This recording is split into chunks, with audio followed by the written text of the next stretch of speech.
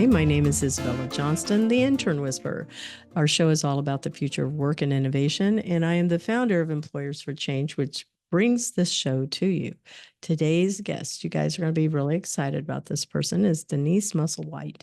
She is the founder of Tech and Thrive, and her mission is to be a catalyst for change. I absolutely love this type of verb.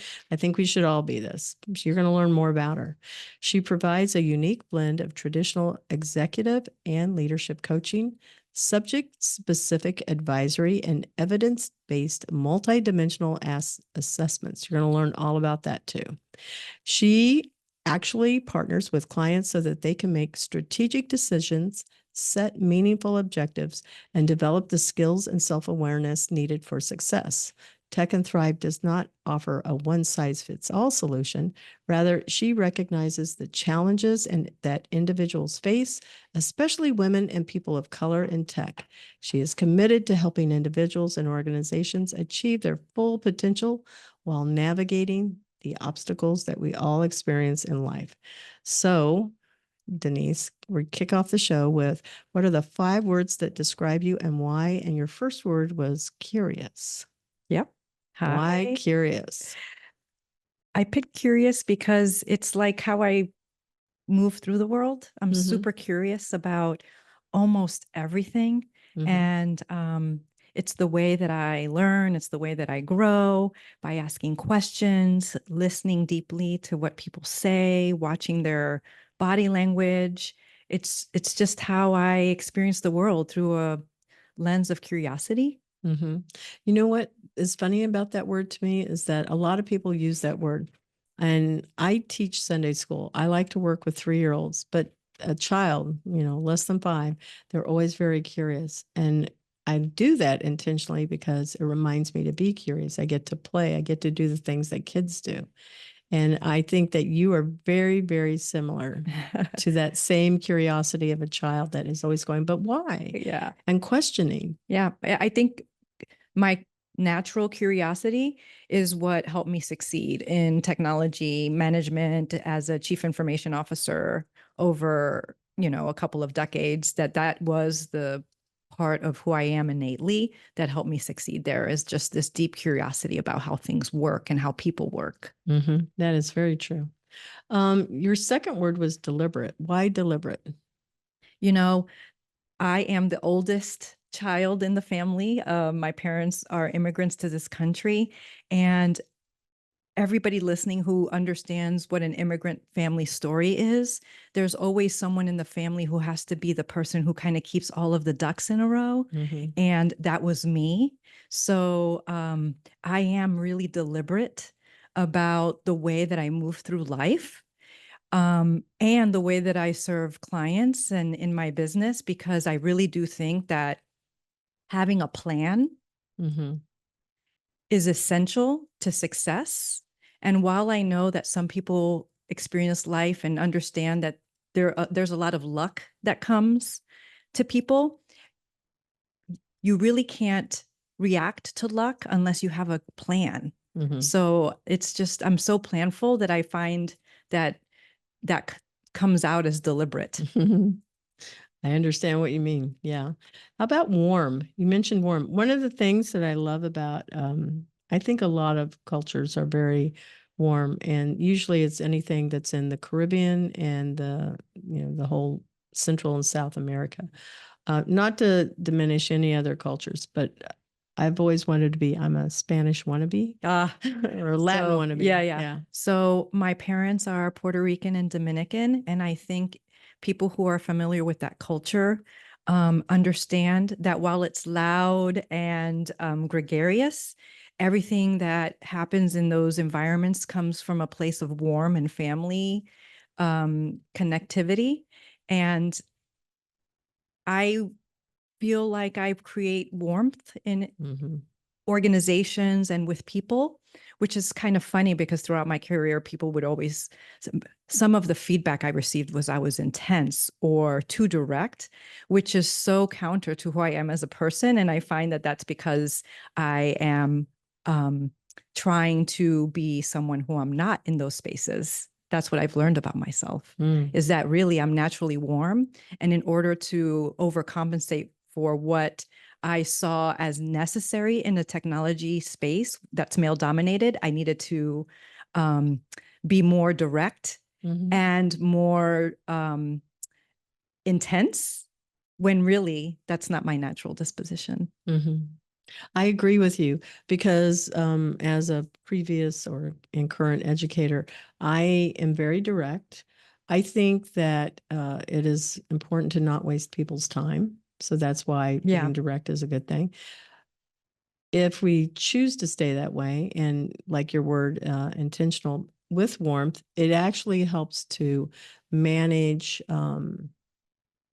the meaning of the words that we're saying. Yeah. So people know that you are actually warm because of the way you say it and how you are taking it from way up here. My hand is in the air, listeners, for those that listen, and bringing it down to heart level so that it's actually, hitting them in the heart Yeah. instead of above their head. So I've been working on that for many, many years to make sure that my authentic, warm self comes out, even Mhm. though I do present as direct and intense, Mhm. which also is part of my Latina hood. Yes. Yeah, definitely. Insightful. Why insightful? I'm a deep thinker. And that deep thinking comes with lots of insights about how the world works, how the world of work works for the people in it.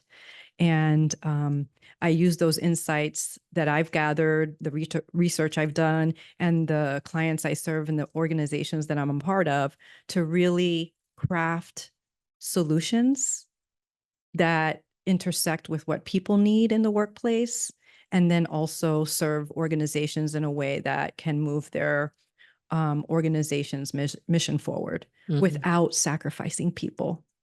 I like that. Yeah, that's really nice. Last word, fun loving.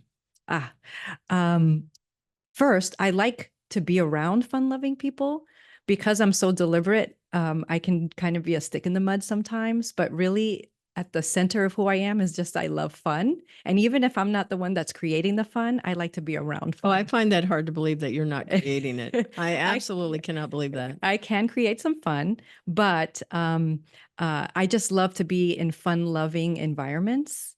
And I like the words fun and love together. Hmm. Um, and they really mean a lot to me because I think fun at the end of the day is the manifestation of love. Oh, yeah. And when you can have fun with people, you just get to another level of work, right? Hmm. That is so productive and so engaging. So how do we make work more fun? Yeah, gamification for Yeah. sure, right? Yep. We know Yep. that. Yep. That's always I think, successful. as a lifelong techie, um, fun is just where it's at, right? That's why Hmm. it's such a cool career. Hmm. I agree. So why don't you tell our listeners about how you got started? Where did you go to school? How did you end up to where you are? I know that one of your goals is to, provide a different way of engaging your audience. So share whatever it is that you want to share. Well, my story is unique to me, but not unique to immigrants who understand what it's like to grow up in an immigrant family. So my parents, like I mentioned before, are Puerto Rican and Dominican, and they moved to New York City when they were in their teens separately. They married later on. And I grew up in Bronx, New York. Hmm. My parents worked really, really hard as small business owners. They started a mechanic shop in the Bronx with a loan from a family member. Neither of my parents had the benefit of going to college, even though they are brilliant people and hardworking. And they started their first service station and named it Denise's Service Station Oh my after gosh. their oldest daughter. Um, which is kind of funny and weird. But I grew up in a service station alongside my parents. My mom was the office manager, accountant, and my dad was the lead mechanic and fixer of all things. He was self-taught Hmm. and decided to pursue that after he returned from the Vietnam War. Fast forward to 10-year-old me. My parents decided to move to Orlando, Florida in pursuit of a family-friendly place to raise their children. So I'm one of three kids, the oldest, like I mentioned. And they moved to Orlando because they visited Disney once and they found that it was very family friendly. And then clearly, family values live where Disney is. So they sold everything and we moved to Orlando. And my parents used that, the resources from selling their home and everything else that they owned to start a new service station here in Orlando called High Tech Tune Up. Okay. And if you've been in the Orlando area for a long time, you'll be familiar with it. It was on the corner of Bennett and East Colonial. But I grew up going to that service station every day after school. My dad had to buy a computer diagnostic device to read the error codes on these newfangled cars that were now run by computers. And I became his apprentice. He needed me to translate that technical manual to him and his mechanics. Nice. That's where my technology career started. And I had a natural aptitude for it. It was really easy for me to understand the manuals and the diagnostic readings. And I was able to help translate that for them from a technical perspective. And that kind of ability to translate technology followed me throughout high school and into college. I started college at Valencia. It was at the time Valencia Community College. Now it's Valencia State College. And I went to Valencia because my parents couldn't afford to send me to a four-year university. And they agreed to pay for the first 2 years of school for me because they understood that education was incredibly important, but that I had to start at a state college. And I thought I was going to become an attorney. So I got a legal studies degree. And when I graduated with that legal studies degree, I got a full-time job as a paralegal. And turns out I spent all my time as a paralegal really helping everybody else understand the technology that we were using in the law firm at that time, which was in the early 90s. That led me to decide that I needed to pursue technology as a career and not become an attorney. And then I went to UCF and got my degree in technology of management of information systems, which was new at the time. It was state of the art. And I was one of the few women to graduate with that program. That's a big deal because we're going to take a little pause there just because here you are, first gen going to college. And then you're also learning about technology and you're also Latin and you're a woman. So a lot of big milestones being hit there. Yeah. So as a woman in technology who's landed or was able to work my way up and become a chief information officer, pretty unique. I've also am currently the board chair of a national organization that serves technology leaders. Very, very rare for a Latina to be able to do this. I represent less than 2% of the workforce in this regard. But it came from a place of deep curiosity and passion for technology and an ability to learn it quickly and to translate it to other people who didn't understand it. That was the cornerstone of the way that I worked. And it's served me well in my career. So let's fast forward to your own business that you have. Tech and Thrive. How did you decide to do that? I mean, you already had worked for other people, but it's a big step to go into business for yourself. Yeah, well, I think that when you see your parents succeed in small business as entrepreneurs, it plants a little seed in you that that's a way of life, even though my parents really tried their best to make sure that I never did that, that I actually sought security and a regular paycheck. And they really wanted to make sure that I had a stable workplace. And I did that for 30 years as a technology leader. What I found is I decided to go back to get my master's in leadership when I was 45 years old. Because I'm a lifelong learner and I just love learning and I can't get enough of the classroom. And that was when my life allowed me to go back to school because I've raised three kids. I'm still raising one who's 12. My thesis in that program was, what are the barriers that hold women back in STEM careers? And at the time, we were experiencing the pandemic. And I was living through being a CIO, executive level team member, while transitioning a school to virtual instruction literally overnight as a result of the pandemic. I was experiencing what I was learning in my research myself because I was a executive with 3 kids at home trying to complete college and go to school alongside my husband and I, who are both executives, during the pandemic, and I was not present for them. I couldn't be. I actually could not help them with anything that they had to do because I was responsible for transitioning a school in the pandemic, and that was my primary focus during that time, during a time where my kids needed me most Mm. because the world was uncertain. Yeah. And my job was to help my organization transition, and I was very committed to that. I love that. But it was like I was living the results of of all of the work I was researching. These barriers that women face as parents, as nurturers, as professionals are really, really heavy, and they hold us back from progress in STEM careers because STEM careers were designed for men, you know. Well, originally, Originally, maybe that was the intention, yeah, but yeah. they were designed to work for a society that was created for men to go to work, not for women to go to work. And we turn ourselves inside out in order to work within those systems. And while it's changed, women still are not represented in technology in significant ways. We only represent 26% of leadership in technology.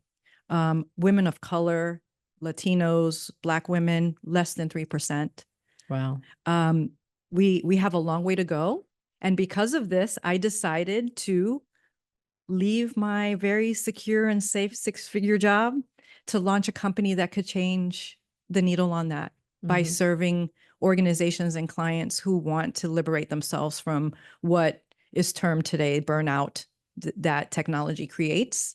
And it creates that for so many reasons, but that's what I do now. I serve organizations and individuals in changing that. I think that's a big weight to carry, right? Because we know just based on the statistics that you shared that it is hard to do that. And it does come with somewhat of a sacrifice, somewhat, but it comes at, I think, an even greater cost to what women do. And I know we talked about this before the show started about how we are really hard on ourselves. So the ability to transition quickly is vital to be that top 26% or that top, where was it? 3% that Yeah, you mentioned. for me representing that less than 3% of Latinas who made it to the C-suite means that I'm made of something really strong and Yeah. powerful.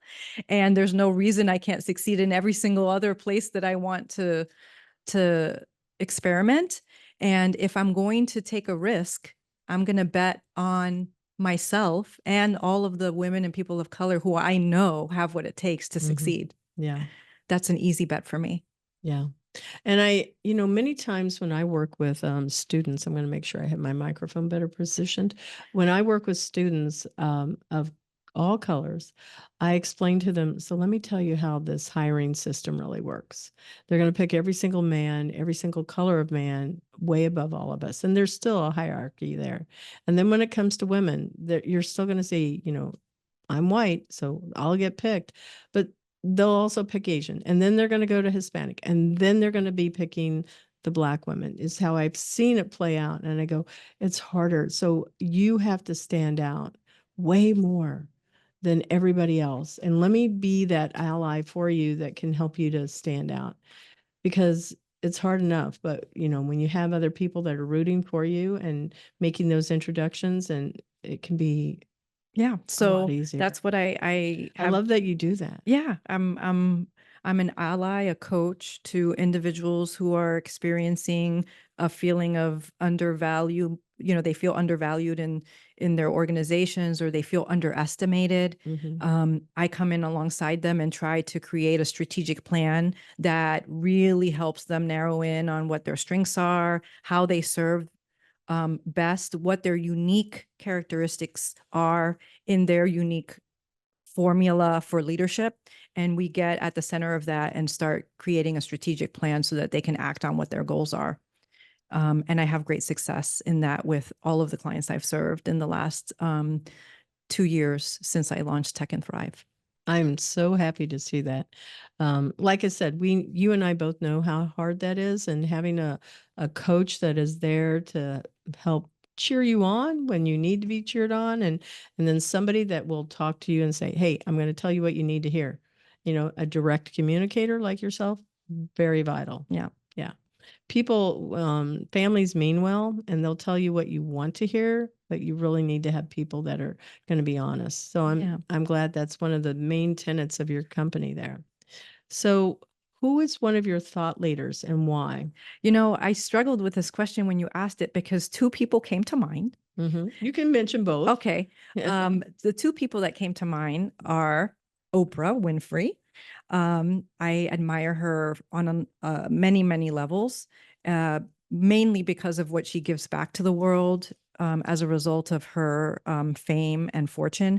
The starting of schools for girls that are underrepresented in countries that suffer from poverty, to me, is just like reaching a place in the world where you can give back on that level is something that means a lot to me.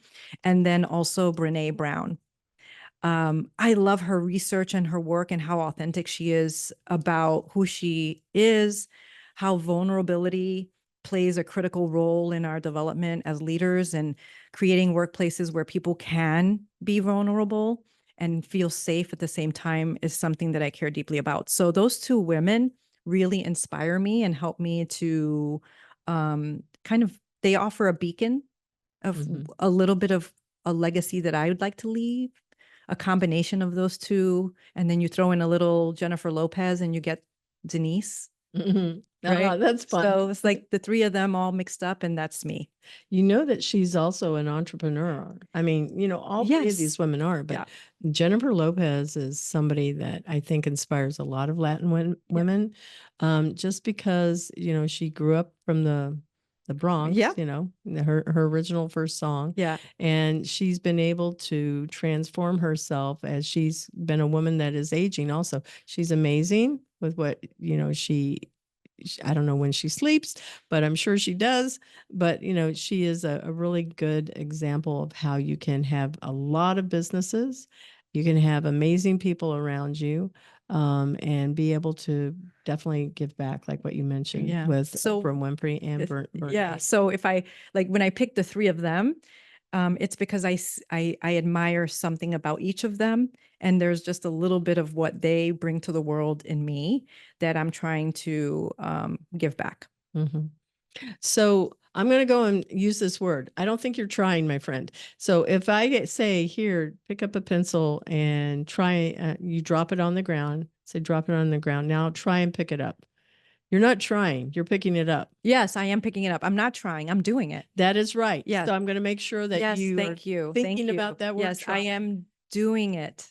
Yeah, there's an option to not do it when we try, but Yeah, if you're doing it, I am doing it. that is right. There you go. Thanks for that reminder. Yeah, because I know Though I know before the air, words that we use are important. they are, they are, because before the show started, I was telling you there's just and kind of, and I go, oh, those are diminishing words. It means I have an option, and I see try as the same one. And you gave me a lot of inspiration before the show started. You were helping me to reframe, so I'm just returning that also, Oh, thank because we you, need each Isabella. other. Yes, we do. Yeah, we absolutely do. I think that they're amazing women. I want to tell you, thank you for sharing those. So let's talk about power posing. Oh, I okay. know you have good stories, so I haven't heard them. So in an article that was published in 2023, I actually saw this on Grey's Anatomy. That's where I originally, Hmm. they talked about power posing in Okay. there. And they said, so I researched what is this power posing that Grey's Anatomy is talking about? And they said it was research that was at Martin Luther King University, Hale Wittenberg University, the University of Bamberg, the Ohio State University. They all published meta-analysis information that was looking at close to 130 experiments with 10,000 participants. And the objective was to find out whether consciously people, women, are deciding to have a certain posture that can influence a person's confidence, behavior, and hormone levels. So I don't know what your thoughts are on this study, if you practice power posing, but tell me more about it. I find it fascinating that this is something you bring up here because power posing is something that I do utilize, and I actually encourage my clients to use it as well. I practiced this recently. As a board chair of a national organization, I get to address, an audience of more than 500 people annually at a conference. And this year, just a few months ago, I practiced my power pose in front of the entire audience in order to inspire and to relate to the individuals in the audience who may be presenting at the conference for the very first time and nervous, and giving them that advice from the stage for them to use the Wonder Woman pose before they speak in order to change their presence and to gain confidence. It was well received. I didn't expect the feedback from the audience as a result of it, but throughout the entire 3 days of the conference, people were power posing everywhere at the start of all of their workshops and breakout sessions. So I started the hashtag Wonder Woman with some of my posts on LinkedIn. So I have experience with this. I do agree with the findings of the research. And I feature a book by Amy Cuddy called Presence that talks about our presence. And she also talks about some of that research about power posing in the mirror or however you need to do it. So that's on my website if you want to visit that blog about that book. Oh, thanks for sharing that. I think the funniest thing that you mentioned is that you saw people at the conference doing it. Yeah. And I went, you know what? You should have put something out there that said hashtag Tech and Thrive, hashtag Power Pose, hashtag Wonder Woman. Yeah. Next time you do that. Yep. And then you'll be able to see the power of the power Yes, pose. you're right. You're right. I need to be leverage those marketing chops better. The first one is our learning opportunity.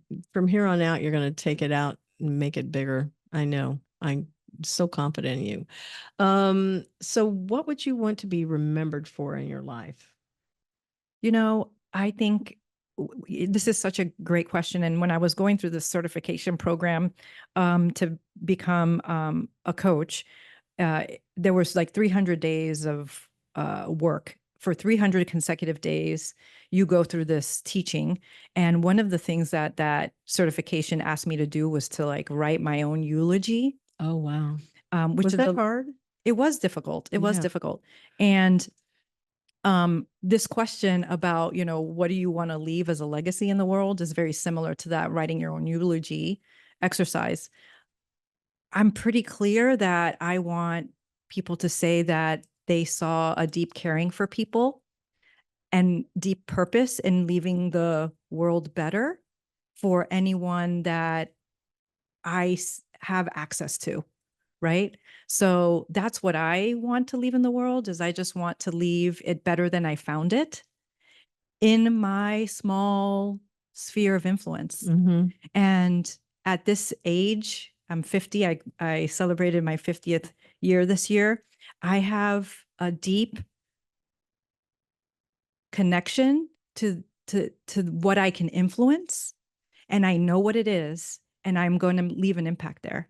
I'm going to make a difference for other people who look like me, for people of color in technology, for our allies, and all of these people that I know are following me on LinkedIn. I want to make a difference for them. And modeling that for my children is what deeply matters for me. Any of your children female? Yes, I have three children. My oldest is 23, a boy. My middle child is a daughter. She's 20, and my youngest is 12. So I Male or female? he's male. Okay. So two boys and a girl. Okay. And two out of three are in technology so far.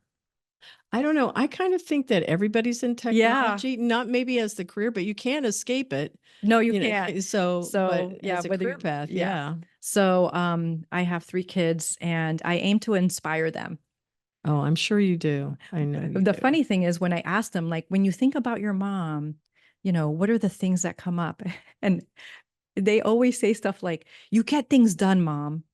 And I'm like, that's that's something. Yeah. Going back to that deliberate Yeah. again. It is. It is. I think that as people, we can underestimate that ripple effect that can happen.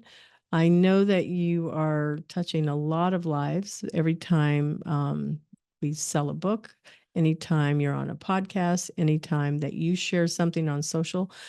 It's always about, meeting lots of people. You're a heavy networker also. I'm quite confident because that's how I met you, is at a Women in Tech event when you were on a panel. And I went, I know I've seen you around and I've, paid attention to you, but on that panel discussion, you made a big impact. And I went, okay, I got to have her on my podcast. I just wanted to have you because she's really smart. Oh, thanks. Yeah. So you never realize that ripple effect of how that one thing that's you do, whatever that one thing is, how that can be touching somebody else. Yeah, I really appreciate that. Yeah. I'm learning that the more I share, the more I connect. Mm-hmm. And I think that's true for all of us. Yes. I would agree with you. So we're going to take a moment to acknowledge our sponsor, Cat 5 Studios, and we will be right back. The Intern Whisperer is brought to you by Cat 5 Studios, who help you create games and videos for your training and marketing needs that are out of this world. Visit Cat 5 Studios for more information to learn how Cat 5 Studios can help your business. Thank you, Cat 5 Studios. So, listeners, we are back to the show. Our guest, as a reminder, is Denise Musselwhite. We're going to be talking about what the future in 2030 will look like. And it's hard to believe, it seems like, oh, that's not that far. It's 2024. So that's 6 years. And 2030 doesn't count because that's the year we're talking about. And this year, we're halfway through it. So that doesn't necessarily count either. So it's basically 4 years from now when you talk about this. Denise, what do you think the world will look like in 2030 as it relates to your industry and potential jobs? Okay. So 2030 is one of those years that I kind of pay attention to because it's the year that my youngest son, Nicholas, is going to be graduating from high school. So it's an important year in my mind.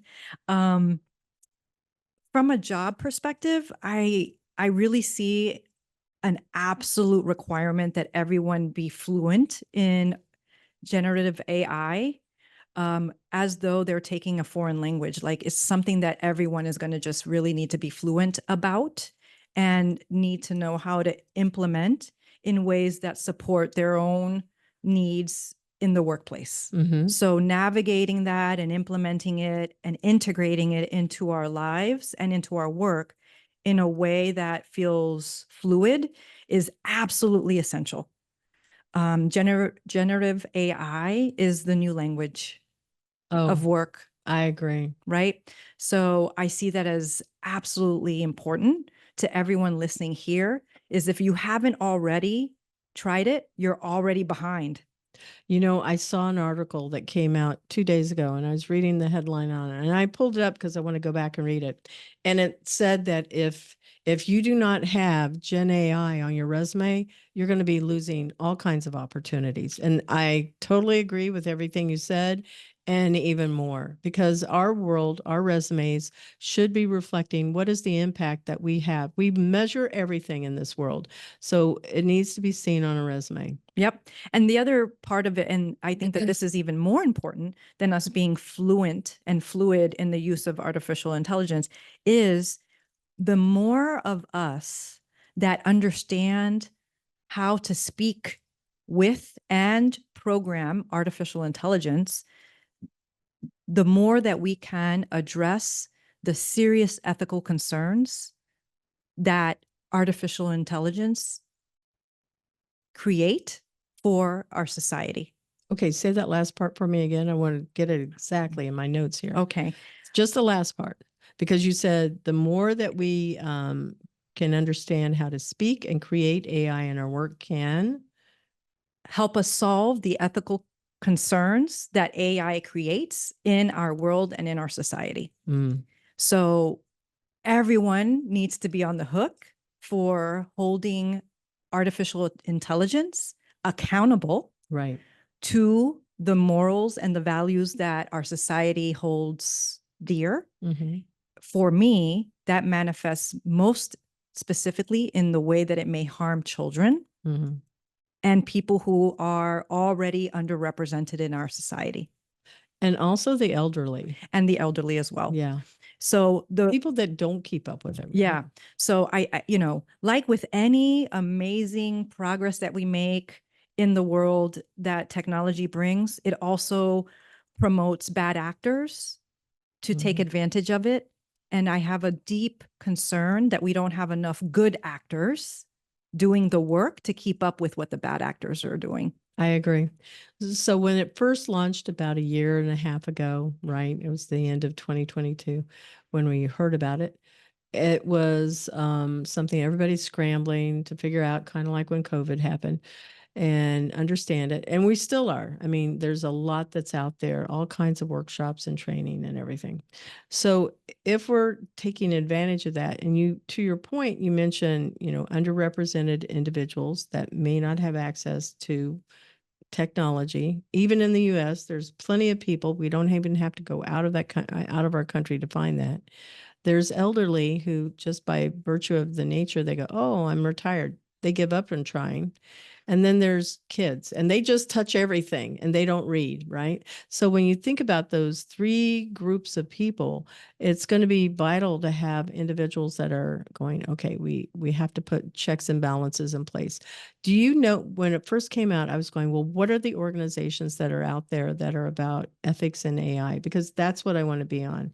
Do you know of any? Because I research it. It's always updating. I can't say I have one particular one that is a leader yet that I know of, but I don't know if you know. And You know, it's okay I if you had this don't. conversation on LinkedIn recently, and I was wondering exactly the same thing. And I put out a question on what private equity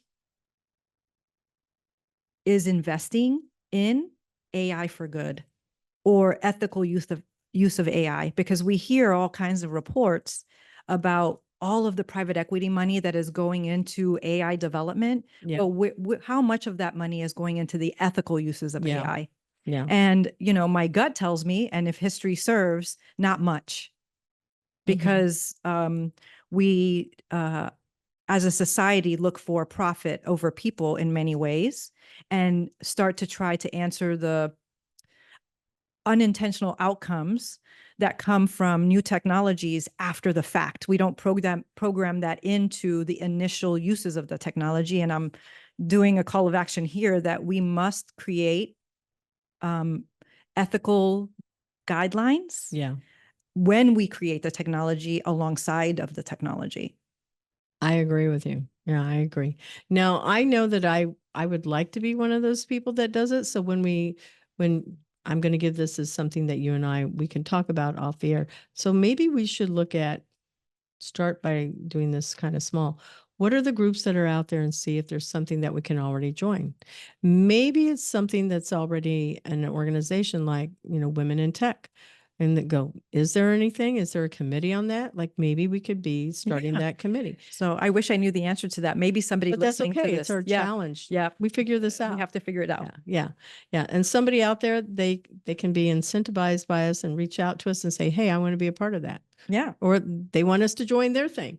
Let's just use this opportunity so that we can be the ones that are helping that conversation to happen. And how can we use AI to help us craft those ethics. Yeah, well, maybe 'Cause, it's going to tell us the truth. Yeah, I don't know. I don't know. Yeah, I'm not so sure because it is just this vast amount of every Google search that we've ever done in the whole world. So that's good and the not so good stuff that people put out there. And then, it'll give us the answers to that, but it won't be comprehensive. So it does require humans Mm-hmm. to dominate, I'm just going to say, Yeah. in a good way. All right. So you touched on a lot about the things that were about positive and negative impact that Gen AI can have on the work world. Is there anything else that you want to add to that? You I think know, we touched on a we lot, we but touched on a lot. I listened to your episode with Michelle Moore, who I love I Michelle. really adore her, and she's right on point when she talks about disconnecting from technology and the digital dopamine hits that we are all addicted to. I do think that by 2030, there is going to be, it's already starting. We see it here in Florida. Absolutely. And there was a recent Surgeon General made a warning about the impact of digital social media on children.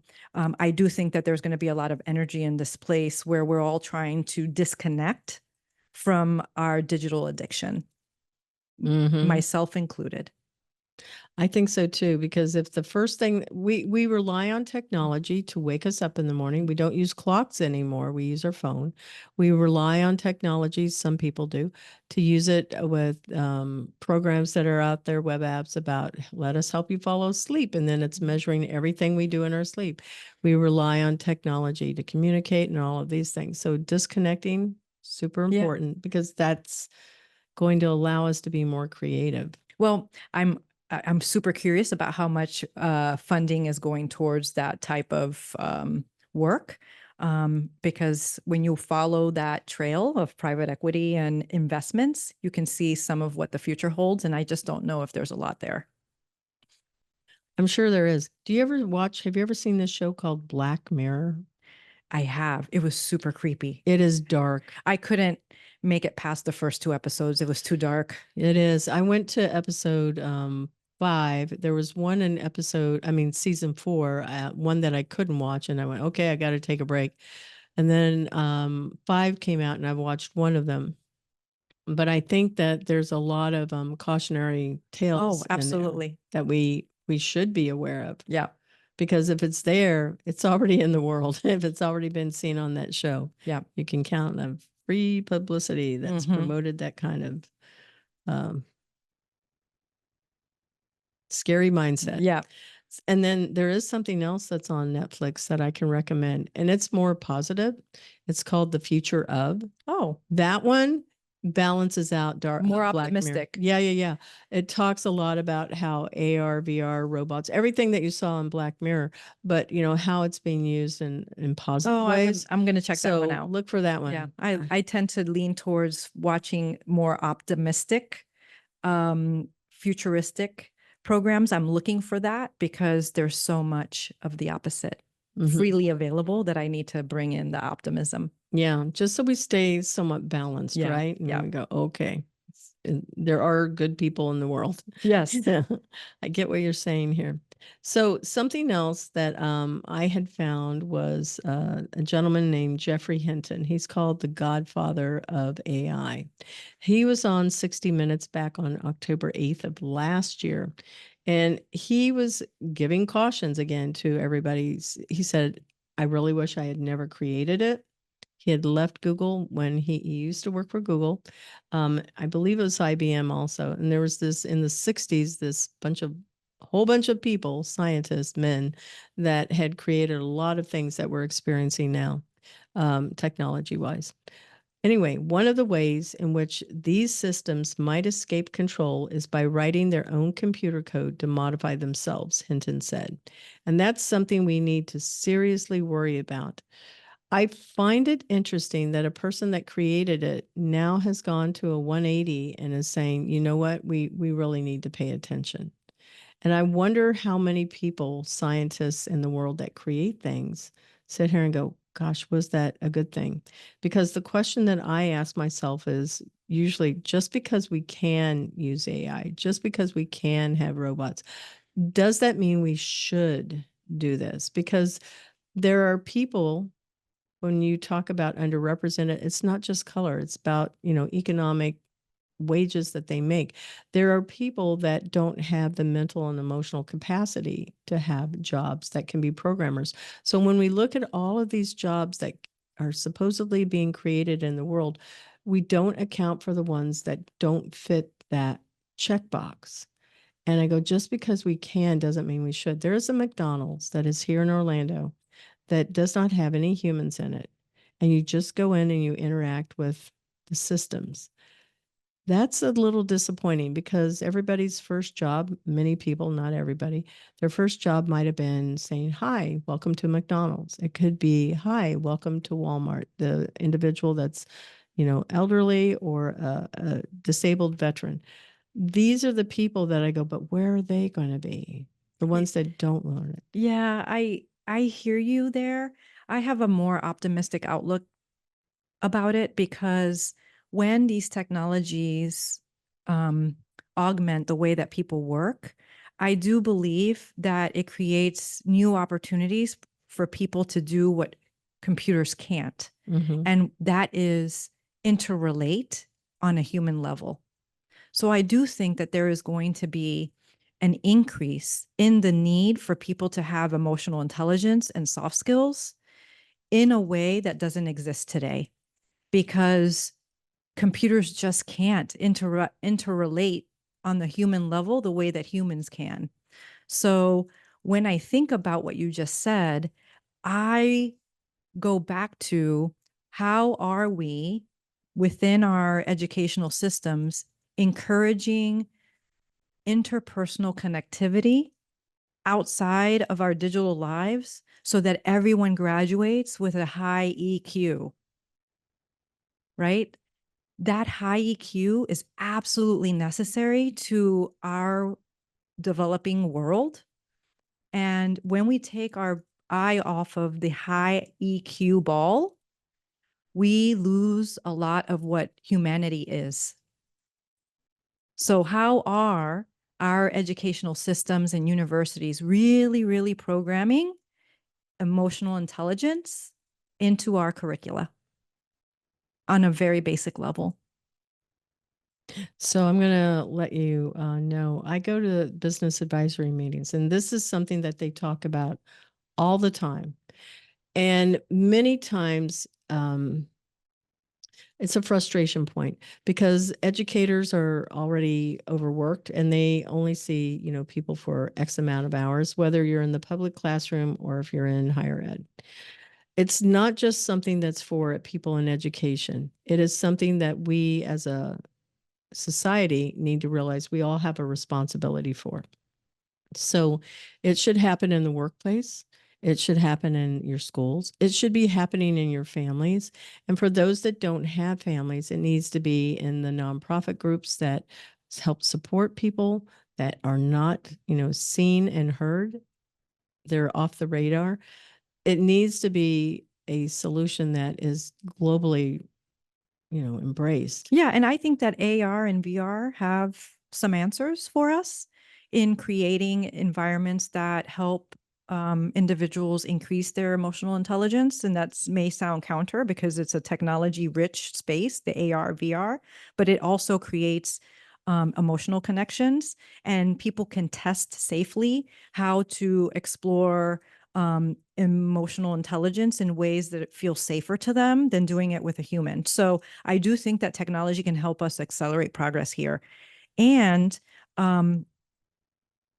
that emotional intelligence piece, I think is really, really critical as we look ahead to 2030, 2040, and into our future. Mm-hmm. I would agree with you. And I think we just have to figure out what to remove so that we make space for that. Mm-hmm. What's no longer relevant, Mm-hmm. and make space for that EQ curricula and Yeah. teaching. I think that we're going to see things changing in the world quite a bit. So there is a forecast in the jobs for the future that says that individuals having their own coach, individuals having more of a customized learning approach is going to happen. So teacher positions for teachers is supposed to increase. The demand for having coaches will increase. Having it be something that's affordable is going to be very needed, obviously. So the next question that leads itself into what ethical dilemmas do you foresee? Now, you've touched on quite a few of them, Yeah. honestly, but I raise this as the next one, funding, being able to have access to money that allows you to have that. That's a lot of times why people have apps that you can download on your phone. Most homeless people, I've seen they have a phone. Yeah. Maybe not with the same plans that we enjoy, but having that be something that allows them to interact with humans, because we'll use the homeless as the ethical dilemma. How do we help them, those that want to be helped, be able to be seen and heard and to be able to break that poverty issue? I know we're not going to cover this in the show. I know we're not, but it's just like one of the questions that would be asked, whether it's homelessness, people without jobs, it can be individuals with disabilities. I mean, pick a group, right? Yeah. And we I so think many. mental health and wellness is the place you start Yeah. there from an investment perspective, Yeah. right? That you have to be well within yourself before you can actually serve your society. Hmm. And I think that mental health and wellness is one of our greatest calls to action and the place where we need to see investments. I agree. The library, just so you know, the Orlando Public Library, the Melrose Center is a technology center. If you haven't been there, you absolutely should go. They did a game jam that was last year, and they posed social issues as one of the game-based solutions they wanted to create. How could they create something that could be a game that would allow the homeless or those that were without jobs to be able to find jobs, to be able to access resources that are available for all of them? Um, Having it as a free app that was bringing a solution to more people, not necessarily going to eradicate it for everything, but just being able to bring resources more, make it more available to people. I found that an interesting thing. I think there was a little over 50 people that signed up, and there was about 10 to 12 solutions that came out of it. And those were all possible to be funded to the point that you raised. Wow. Yeah. Wow. That's awesome. Yeah. So sometimes it's just this one idea that somebody has that can be something that makes a ripple throughout the world Yeah. and changes lives for the better. Yeah. Yeah. So I think that that's all relevant, and it's definitely part of that ethical dilemma. So it's hard to believe we're at the end of the show, and it really has been pretty close to an hour. What is the best mentoring advice that you want to share with our listeners about the future? The advice that I would share about the future is, in order for you to accelerate your own growth and development, you really need to understand who you are as a leader and as an individual. Without that understanding, you're waiting for supervisors, mentors, and other systems to define who you are. And when someone else defines who you are and it doesn't match with who you really are, there's friction and a lack of connection to your work. So the advice I have is to really understand what you need and to establish a strategy, a plan of action so that you can fill in the gaps and move towards your strengths. I created a Thrive quiz that provides a way for technology professionals to really measure the areas in which they're thriving, where they might be just surviving, and then for those areas that you might be sinking. And it gives you a score, and then it also gives you some tips and tricks and strategies so that you can move your needle in a direction that works for you. So I encourage everyone to use that as a tool and to really get honest about what they need uniquely to succeed, because everybody has a different recipe for success. That's true. Is this free? Yes, the Thrive quiz is free on my website, and anyone and everyone is welcome to take it. Very nice. Do you know how many people have taken it? Oh my gosh. I think I launched it about a year ago, and it's well over 1,000. I'm gathering Wow. data about it, and it's helping me to design new content Mm. and new materials. So based on the data that I learned from the quiz, I'm also tweaking my Thrive operating system, which is a framework I created to serve my clients, so that I'm providing more content in areas that are commonly ranked low. And right now, self-care is the one that's winning. Oh, self-care is winning. Okay. Self-care is winning as the place where people need more support. Wow. What does self-care mean to you or to your customers? Self-care means ensuring that you have all of the energy that you need in order to serve in the other areas of your life, your work, your family, and also in service to others. So what is it that each individual needs in order to have a full bucket of energy before they can give energy to other people? It's kind of like a bank account. You can't buy new things if you have a negative balance. So it sounds a lot like Maslow's theory. Yes. Yeah. Of needs. You have to be able to meet those 5 needs to yeah. reach It's a hierarchy of needs. self-awareness. Yep. Yeah. Exactly love it. right. Love it. Okay, so how can our listeners contact you? Your website, we have your website, your LinkedIn, and also the assessment tool. We're going to be putting all of that out there on this podcast and the show description. Is there anything else? Nope, that's the best way. Why to don't you reach me. tell us though? What is your website? Just so the listeners know. website is www.techandthrive.com. You can go there and learn all about me. You can follow me on LinkedIn. That's where I am at. I encourage you to reach out in an email or DM me. I respond to everyone personally, and I'm looking forward to learning more about you. Like I said, I'm super curious, and I am always at the ready to leverage my network and to support someone who is looking to make a transition or looking to break into technology. So I'm just going to give something a heads up to our listeners. So when you type tech, it's TECH, the word and Thrive, THRIVE.com. Don't be surprised if it forwards to DeniseMusselwhite.com. That's normal. Yep, that's She's normal. testing some stuff out here that's going to be, I don't know if you want to say anything. I'm not going to say anything yet. But there's a reason. So don't get concerned about it. If you see that happen, it's what's supposed to happen right now. Yeah. Okay. So I want to thank you so much for being a guest on the show.